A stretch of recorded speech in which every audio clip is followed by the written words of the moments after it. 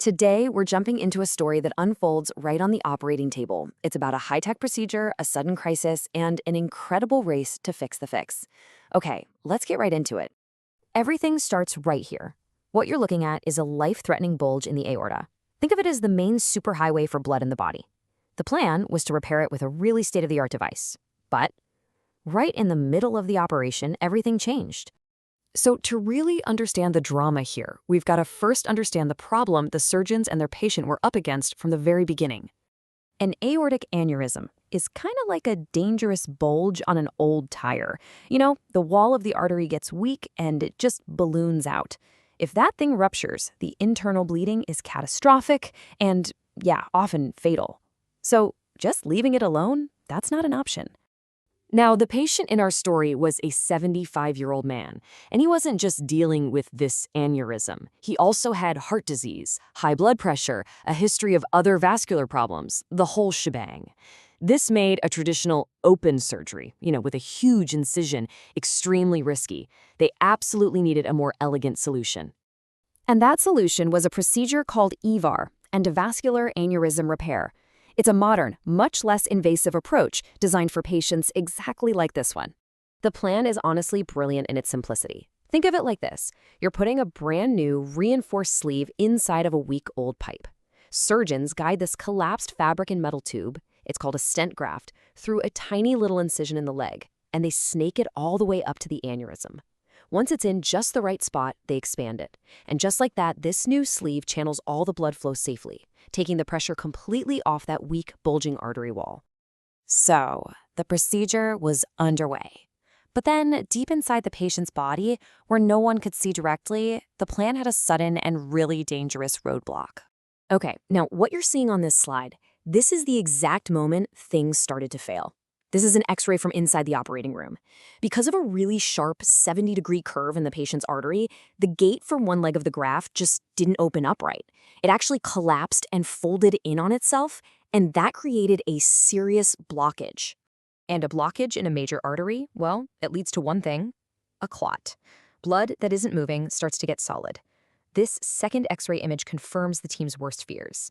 A massive thrombosis, a blood clot, had formed, and it completely cut off all circulation to the patient's left leg. The diagnosis was immediate, and it was severe: acute limb ischemia. And this isn't just some circulation problem. This is a true emergency. The leg's tissues are literally being starved of oxygen. The clock is now ticking, and I mean loudly, to save the limb and maybe even the patient's life. And you might be thinking this is some kind of freak accident, right? But it's not as rare as you'd think. A major analysis shows that this specific complication, limb occlusion, happens in about 5.6% of these EVAR procedures. And get this, about half of those cases show up just like this one, as a sudden limb-threatening emergency right on the operating table. So, with the patient on the table and the leg's blood supply totally cut off, the surgeons had to scrap their original plan and invent a new one, completely on the fly. This is the real climax of the story. Their response was just a masterclass in adaptation. First, they used a series of specialized wires to carefully nudge that collapsed graft back into its proper shape. Next, they threaded in what's basically a high-tech vacuum cleaner for arteries to suction out the dangerous clot that had formed. And finally, they inserted an extra stent to reinforce that weak spot, making absolutely sure blood could flow freely and safely.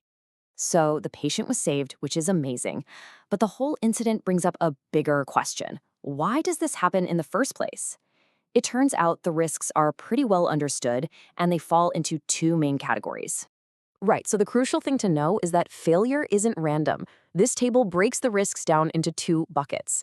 On one side, you have patient-related risks. Things like really twisty arteries, just like our patient had, or heavily calcified, hardened arteries that make it tough for the graft to sit right. Then on the other side, you've got device-related risks, like choosing a graft that's a bit too big or one with a smaller leg diameter, which can raise the chances of a kink or a clot. And this slide shows something absolutely critical. The device itself matters a lot. Data from these huge patient registries shows different rates of this complication depending on which brand of stent graft you use. For example, the Gore excluder has a super low rate, just 0.7%, while others like the Medtronic Endurant and Cook Zenith are a little higher, around 3%.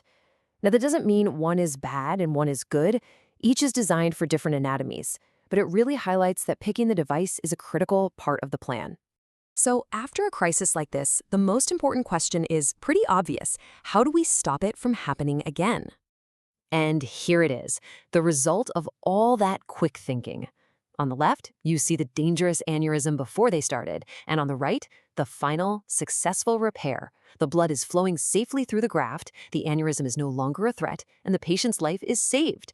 I mean, it's just a dramatic visual of success being snatched right from the jaws of failure. The key takeaway here for the medical community is really all about prevention. It starts with meticulously following the manufacturer's instructions for use, the IFU. It also includes really clever techniques, like taking a final X-ray after you've removed the stiff guide wire, because that wire can actually hide a kink in the graft. And for really complex cases, it means using extra stents to reinforce tricky spots, and then following up closely with patients using ultrasound to catch any problems before they become emergencies. And that leaves us with one final thought.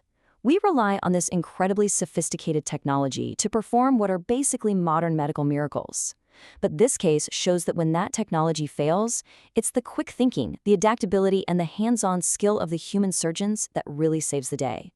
So it makes you wonder, as our tools get smarter and smarter, how much do we still depend on that human ability to improvise when the whole plan just falls apart?